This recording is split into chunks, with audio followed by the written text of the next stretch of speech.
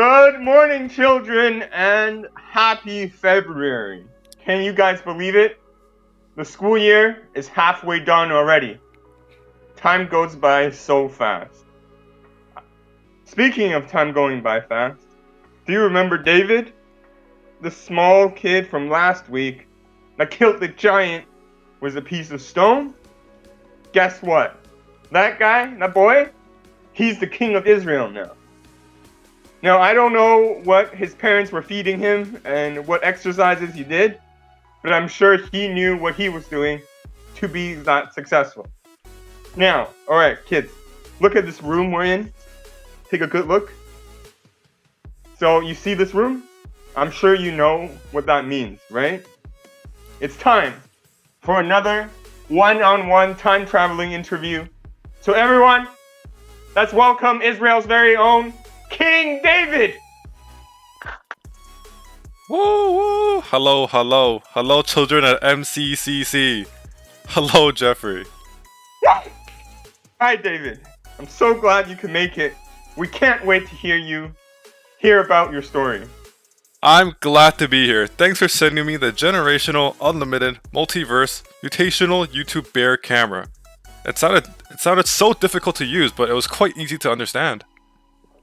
Of course. The Gummy Bear camera is the finest technology we have here at the MCCC. Now, David, before we get into the details of your journey to become king, what was the biggest lesson that you learned? That's a good question, Jeffrey. I think the biggest lesson I learned is that God is sovereign. Sovereign means having complete power, authority, and control over someone or something. In complete control. Okay, so that sounds very powerful. But how did you end up figuring that out? Well, I was chosen to be king in a special ceremony when I was just a child. This was even before I fought the giant Goliath. Oh, wait a minute. That's really early. When I was that age, I don't even know what I was doing. How can you even prepare to be king at that age? I wasn't even preparing for high school yet. And wasn't there another king before you at that time? King Saul? That's right. Even after King Saul died in battle, one of his sons became king. I was confused when that happened. If God wanted me to be king, why didn't the people just make me king after Saul's death? But through that time, I had to believe that God is in control. He is sovereign. Alright, so there was you and the other king. So, were you supposed to just challenge him to a fist fight to the death or something? So the winner gets king, the loser dies? Oh, no. This is not a video game. I needed to actually form an army and secure land for myself. I took over a place named Hebron and made it my base. There, the clan of Judah anointed me king over the tribe of Judah.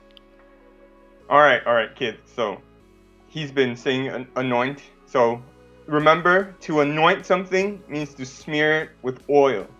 Alright, oil at the time represents God's spirit. So if you remember, David was anointed king as a young boy. So when his clan of Judah anointed him at Hebron, this was the second time that he has been anointed with oil to be king. That's right. With that, I had my own clan backing me up, which meant I had a strong army. I also had land which supplied us with food and shelter. I waited another 7 whole years before every tribe of Israel accepted me as king. And when that happened... Oh, wait, let me guess.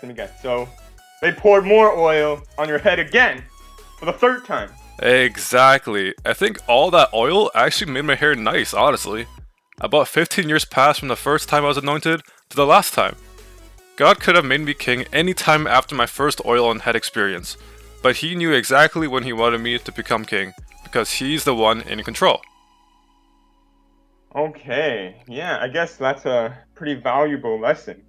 So, how did that influence you, though, after you became king?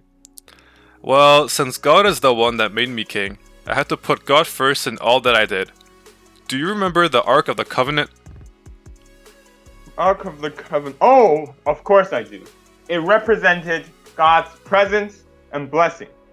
But I remember that last time, it fell into the hands of the enemy. When the no good boys brought it into battle and they lost. That's right. The first thing I had to do as king was to bring the ark back to Jerusalem. And you did, right? I remember reading in the Bible that you danced and danced in the streets that day because you were so happy and everyone was dancing with you. You love God so much. How come you never built a temple or like a building or I don't know, a skyscraper for the ark if it was so important to you? About that, I was totally ready to build the biggest and fanciest temple for God, but that was not God's plan for me. So instead, He made a covenant with me. God promised me that my family line would last forever. Forever sounds cool, but I can't imagine it. Oh guys, hang on. I can't have dinner right now! I'm in a virtual meeting! No, I can't pause the meeting because I'm a king? No, they can't have dinner with us. It's a virtual meeting. Oh, alright. Sorry, Jeffrey. I'll be right back.